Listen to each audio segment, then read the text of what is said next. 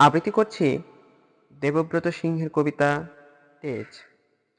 আমি জাম্বইনের কুইরিপাড়ার শিবু কুইরের বেটি সাজলি। কাগজওয়ালারা বললে, অতটুকুন বললে হইবে কেনে?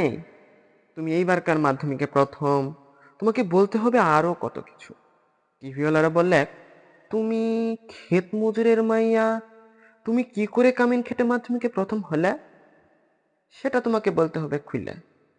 পঞ্চায়েতের অনিবৌদি, প্রধান, উপপ্রধান, এমএলএ, এমপি সবাই একেবারে হামলে পড়লো আমাদের মাটির কুঁয়ে ঘরে। জাম্বনি স্কুলের হেডমাস্টার কোন বিহান বেলায় টিনের আকার খুলে হাঁকে ডাইকে ঘুম ভাঙায়। খবরটা যেখান প্রথম শোনালে তখন মাকে জড়ায় শুয়েছিলাম আমি। কুঁড়ে ঘরের ঘুটঘুটা অন্ধকারে হেডমাস্টারকে দেখে মায়ের পাড়ায় আমিও চোখ কচালে হাঁ হয়ে ভাইলেছিলাম। এ কি স্বপন দেখছি নাকি? স্যার বললে, এটা স্বপন লয়, সত্যি বটে। কথাটা শুনে কেঁদে ভাষায় ছিলাম আমরা দুমা বেটি। আজ বাপ বাইচে থাকলে মানুষটাকে দেখাইতে পারতাম। আমি দেখাইতে পারতাম বহুত কিছু।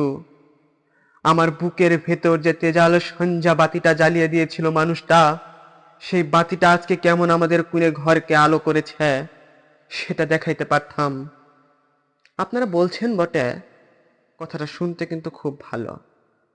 তোমাদের মতো মায়ারা যদি উঠে আসে তাহলে আমাদের গোটা দেশ উঠে আসবে। কিন্তু উঠে আসার রাস্তাটা যে এখনো তৈরি হয় নাই। খাড়া পাহাড়ে উঠা যে কি জিনিস, বহুত দম লাগে, বহুত তেজ লাগে। আমি জাম্বইনের শিবু কুইরের বেটি সাজলি। যখন থেকে হুঁশ হইছে তখন থেকে শুনে আসছি বিটি না মাটি।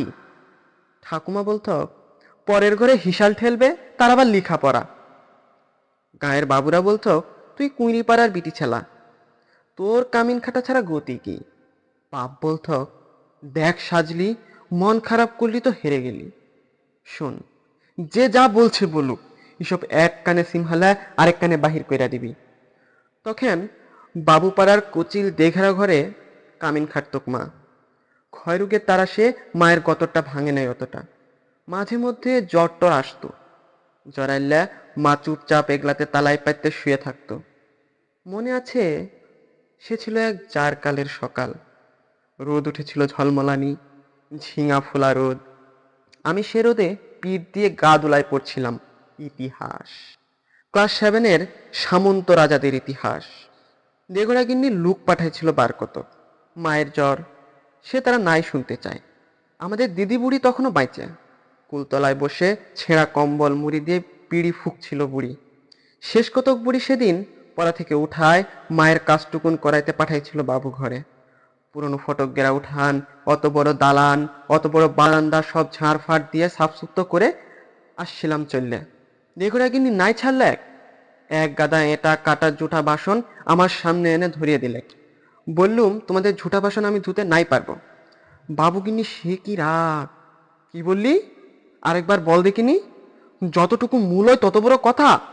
জানিস, তোর মা, তোর মায়ের মা, তার মায়ের মা সবাই আমাদের জুটা বাসন ধুয়ে সকালে গুজারে গেল, আর তুই বললি জুটা বাসন ধুতে লারবি? বললাম, তোমাদের জুটা বাসন ধুতে আমি লারবো, তোমরা লুক দেখে লাউগা। আমি চললুম। কথাটা বলে গট গট করে বাবুগিন্নির মুখের সামনে আমি বেরোয় চলে আসছিলাম। তা বাদে সেলিয়ে কি কাণ্ড, কি ঝামেলা! বেলা ডুবলে মা হাতাদের ধান কেটে ভাব ঘরকে আনলে। দুপাতা লেখাপড়া করা নাতনির ছোট মুখে বড় পুঁথির কথা সাত কাহন করে বলছিল দিদি বুড়ি। মা কোনো রাগ করে নাই। আগুন মাসের সাঞ্জা বেলায় এক নাতে আগুন জ্বাললে গা হাত পা সেঁকছিল মা। এক মাথা ঝাঁকড়া কালো চুল ঝাঁকানো বাপের পেটানো পাথরের মুখ ঝলসে উঠেছিল আগুনের আঁচে। বাপের অমন চেহারা আমি কোনোদিন দেখি নাই।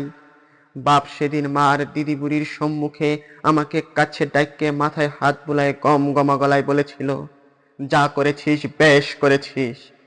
শোন, তোর মা, তোর মায়ের মা, তার মায়ের মা সবাই করেছে কামিনগিরি।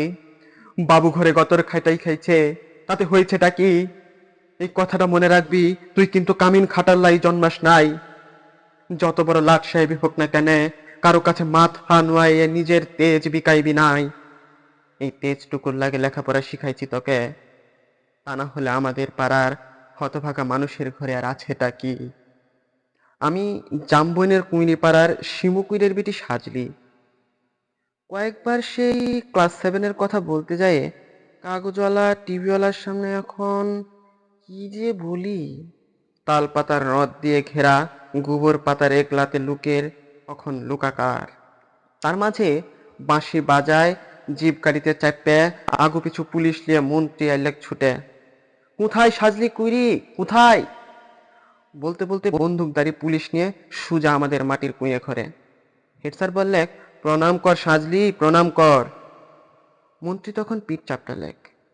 পিঠ চাপড়ায় বললে, তুমি কামিন খেটে মাধ্যমিকে প্রথম, তাই তোমাকে দেখতে এলাম। সত্যি বড় গরিব অবস্থা। তোমাদের মতো গরিব মায়ারা যদি উঠে আসে, তার লাগে আমাদের পার্টি, তার লাগে আমাদের সরকার। নাও 10,000 টাকার চেকটা নাও। শুনো, আমরা তোমাকে আরো টাকা দেব, ফুল দেব, সংবর্ধনা দেব। এই টিভির লোক, কাগজের লোক, কারা কোথায় আছেন, এদিকে আসেন। তখনই ছোট বড় কত সব ঝলসে উঠলো ক্যামেরা, ঝলসে উঠলো মন্ত্রীর মুখ। না না, মন্ত্রী লয়, ঝলসে উঠলো আমার বাপের মুখ। গম গমা আগুন পাড়ায় আগুন মানুষের মুখ।